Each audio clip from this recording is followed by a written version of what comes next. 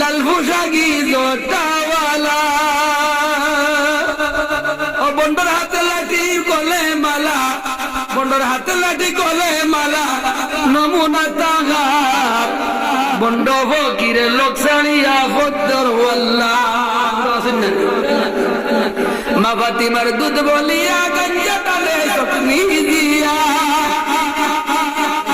গঞ্জা খায় হয়তো মা ফাতিমার দুধ বলে খায়, হো নাউজুবিল্লাহ।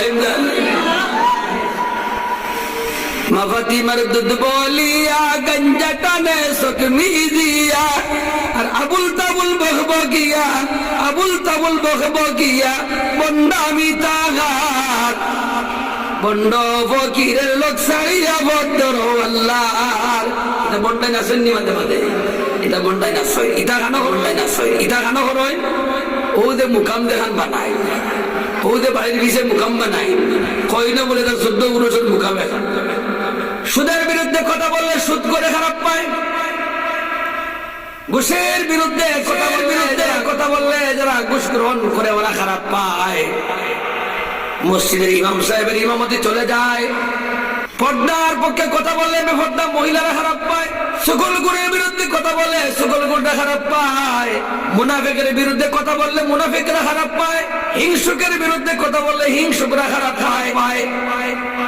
আর বর্তমানে মশহুর বিষয় বাংলাদেশে তথাকথিত নাস্তিকদের বিরুদ্ধে কথা বললে ওরাও খারাপ পায়, এবং ওরা আবার আইনি সহযোগিতা নিয়ে বিভিন্ন সময় প্রশাসনের সহযোগিতা নিয়ে ওরা চায় ওয়াইজদেরকে টেকাইয়া রাখা, ওয়াজ মাহফিল বন্ধ করার পায়তারা করে। কথা ঠিক কিনা? তার ষড়যন্ত্র হিসাবে বাংলাদেশের প্রায় 19 জন ওয়াইজকে লিস্ট করা হয়েছে। আমরা তো লিস্টের মধ্যে নাই, তবুও কোনো বাইরা ডিস্ট্রিক্টে গেলে ওয়াজের অনেক সময় বাধার সম্মুখীন হই, তারপরে ওয়াজে যাই। গত কয়েকদিন আগে টাঙ্গাইলে একটা মহফিলে, বিরাট মহফিল, আগেই ওসি সাহেব আমাকে জানাই দিলেন, হুজুর আপনার সিলেটের শাহজালালের দেশের মানুষ, রাজনৈতিক কোনো কথা বলবেন না, ওয়াজ নসিহত করেন, রাজনৈতিক কোনো কথা বলবেন না। আমি ওয়াজ মাহফিলে উঠিয়েই প্রথম সিগন্যাল, কথা বলবো দুনিয়ার কাউকে খুশ করার জন্য নয়, যা বলবো আল্লাহকে খুশ করার জন্য। ওয়াজ হবে কার জন্য? না মানুষ খুশ করার জন্য, না আগামীতে দাওয়াত দিবে সেই জন্য। ওয়াজ হবে, আমল হবে, নামাজ হবে, জিকির হবে, কথা হবে, একজন আরেকজনকে ভালোবাসবে, কার জন্য? আল্লাহর জন্য। কার জন্য? আল্লাহর জন্য। এতে ওসি সাহেব সরকার থেকে শুরু করে ওসি সাহেব মন্ত্রী সাহেব কে খারাপ পাইলো কে ভালো পাইলো এটা আমাদের দেখার বিষয় নয়। প্রশাসনে চাকরি করে সরকারের, আর আমরা চাকরি করি কার? আল্লাহ। আমাদেরকে আল্লাহ তাআলা এখানে কাজের জন্য পাঠাইছে।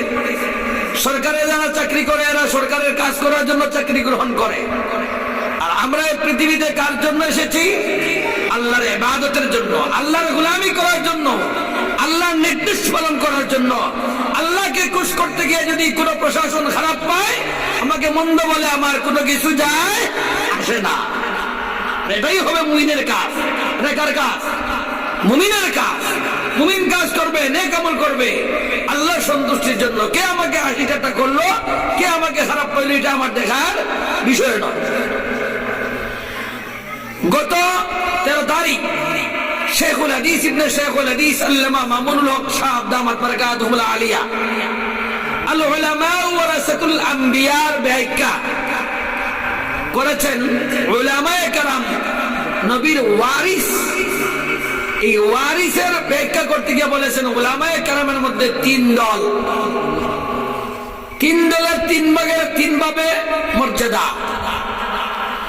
একদল উলামায়ে কেরাম যারা ওয়াজ করেন, যারা আমরা ওয়াজ করি, পীর ও বুজুর্গ, ইমাম সাহেব, সকলের মধ্যে একদল উলামায়ে কেরাম আছেন, হক কথা বলেন, হকের পক্ষে থাকেন। কিন্তু কিছু হক কথা আছে যে কথা বললে লোকে খারাপ পাইবে, এই হক কথা আবার বলেন না। হক কথা বলেন, হকের পক্ষে থাকেন, ইনসাফের কথা বলেন, ইনসাফের পক্ষে থাকেন।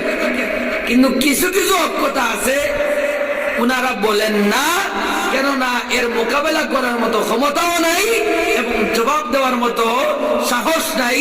সেই জন্য কিছু কিছু কথা আছে উনারা এটা থেকে বিরত থাকেন। কিন্তু আবার নাইনসাফিকে, অন্যায়কে, নাফরমানিকে, অপরাধকে সমর্থন করেন না, অন্তর থেকে ঘৃণা করেন। আবার সেই জন্য হক কথা সব বলতে না পারার কারণে শেষ রাত্রিতে উঠে আল্লাহর কাছে অনুতপ্ত হয়ে বলেন, আল্লাহ, নামাজের কথা যেমন হক বলেছি, যাকাতের কথা যেমন হক বলি, হজের কথা যেমন হক কথা বলি, অন্যায়ের বিরুদ্ধে হক কথা বলার, ঘুষের বিরুদ্ধে হক কথা বলার আমার দায়িত্ব।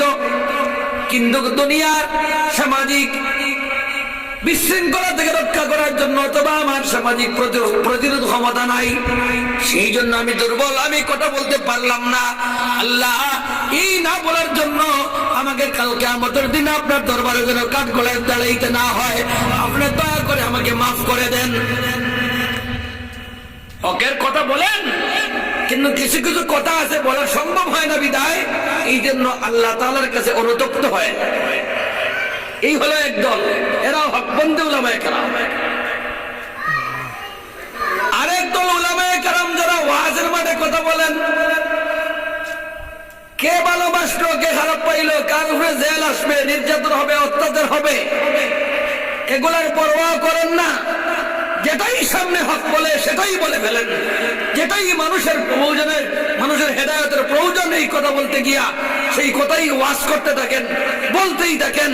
এবং যদি বাধা আপত্তি আসে, এর মোকাবেলা করার ক্ষমতাও আছে।